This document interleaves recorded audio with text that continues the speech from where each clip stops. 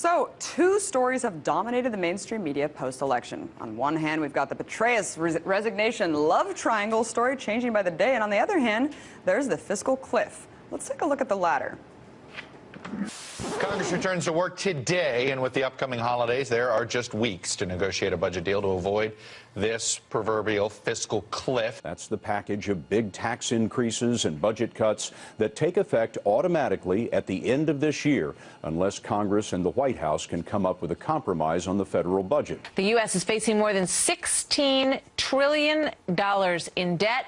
Right now, there seems to be no plan, a cogent one at this point, to move forward on all of that.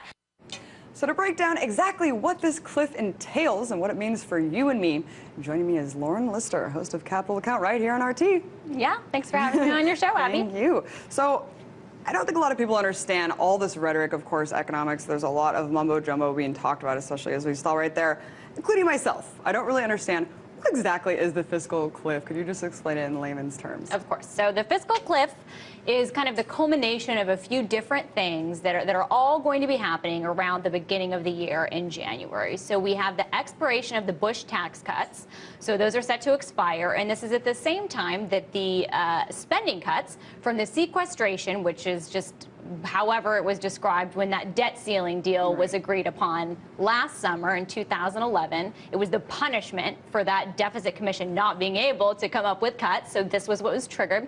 So those go into effect at the same time in January. So it's the culmination of these couple of different things being the major things. Also, some other tax cuts are expiring. There was a payroll tax holiday. That's one of them that's expiring. And a bunch of other things, actually. But the main ones are the Bush tax cuts and the sequestration spending cuts, all coming together at the same time, which is making people say, whoa, this is going to be horrible for economic growth and for jobs, because these things are all coming together at once. And there's the haphazard nature of just these, punishment spending cuts that some are concerned about. They would like a more targeted way to cut government spending. It's questionable whether that's ever achieved, but that's kind of the nuts and bolts of what's in the fiscal cliff. So what does this mean for government? You just mentioned there's all these things kind of colliding all at once. Yeah. What exactly are they cutting? I mean, are they cutting all across the board? Or are they favoring one sector or the other with the cuts? Talk a little bit about that. So the sequestration cuts were $1.2 trillion over 10 years.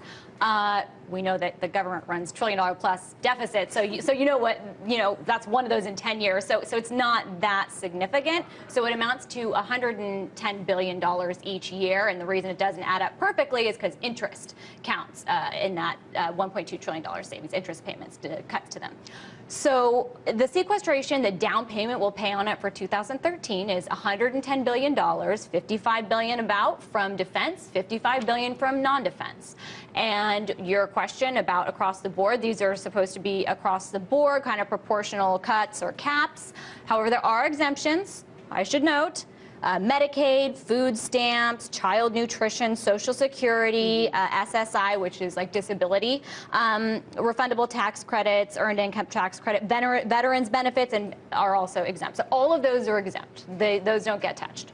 So what about defense spending? I mean, don't you think that we could just cut it all from there, Lauren? You are not going to get me to disagree with you there, of course. I mean, defense, I believe, and I think that there's lots to support this, is so bloated, with government asking for things, lawmakers asking for things that the military doesn't even say that they need. I mean, I think that there's a strong argument to be made about that, of course.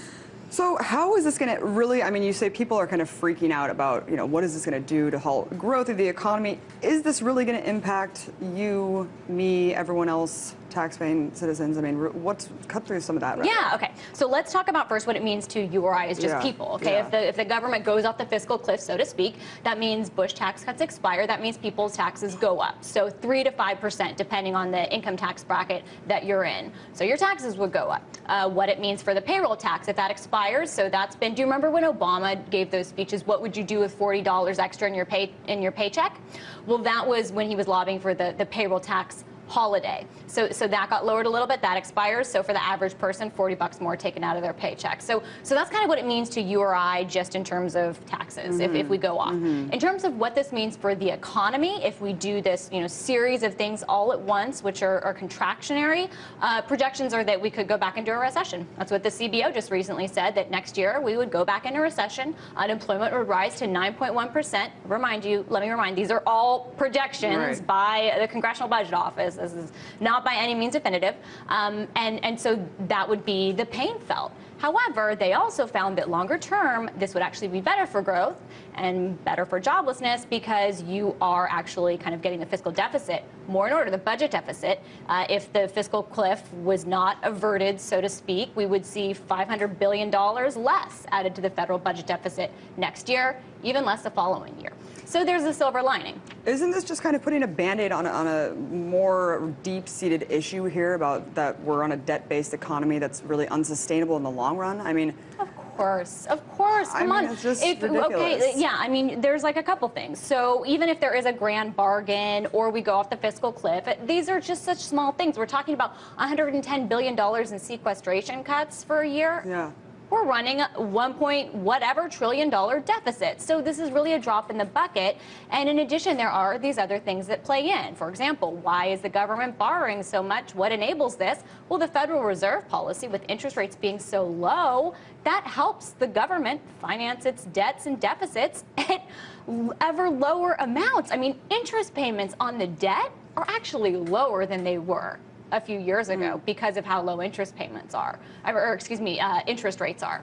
So yes, there are all these dynamics going on, and lots of issues that go beyond just this. Of course, which is what you get into in capital account. It just seems like, Obama's out there bragging about how we're not going to cut defense, we're going to raise defense year after year. It just makes this all kind of meaningless when you see that they're really not going to plan to cut this bloated defense budget, really where people need it the most. But let's talk about, let's go over the rolling jubilee, this new Occupy Wall Street effort to absolve debt. Can you explain exactly, will this work, Lauren? Break this down just really quickly for us. Okay, so how it works is that some banks, some lenders, they will sell bundles of distressed debts. So debts that their customers that borrow the money haven't been paying on. Maybe these banks and lenders want to write it down as a loss, get it off their books. So they will sell it at a discount of pennies on the dollar to debt collectors. So they can collect on the debts, and maybe they'll make some money, enough to recoup this great discount that they got on this debt, and that's something that goes on. So Occupy Wall Street has said, hey, we're going to raise money, buy some of this distressed debt at pennies on the dollar, and we're going to just forgive it. Instead of recouping those debt payments and harassing these people, we're going to forgive this debt, and it's going to be a debt jubilee. They're trying to raise, I think, $50,000 to forgive $1 million worth of debt. So does it work? It depends on what you consider working. I mean, people are $2.7 trillion in debt in this country, so $1 million is a very small drop in the bucket. There's a larger... Do you think it's a good start for something that could be feasible? I think that it's not something that could be feasible super broadly, but I think as what it means symbolically, I think it's really awesome, because I feel like it's a private solution, a private sector solution to something that is a really difficult thing, and people always look to the government and say, what's the government going to do? Like, forget about it, Yeah, they're not what going to do anything anything to absolve debt. Yeah. So I just like that they're taking matters into their own hands and doing this. But big picture, I mean, what is this economy fueled on? Consumer spending. What do we continue to hear from politicians? Oh, consumer confidence is up. Consumers are spending again. We need to get consumers out spending again. Well, what does that mean? Taking on more debt so that they can spend more to fuel this economy, than to be more indebted? I mean, it's the same pattern that's not getting broken or changed, although overdebtedness is a problem. Absolutely. Thank you for breaking it down a little bit more. Our tease, Lauren Lister of Capital Account.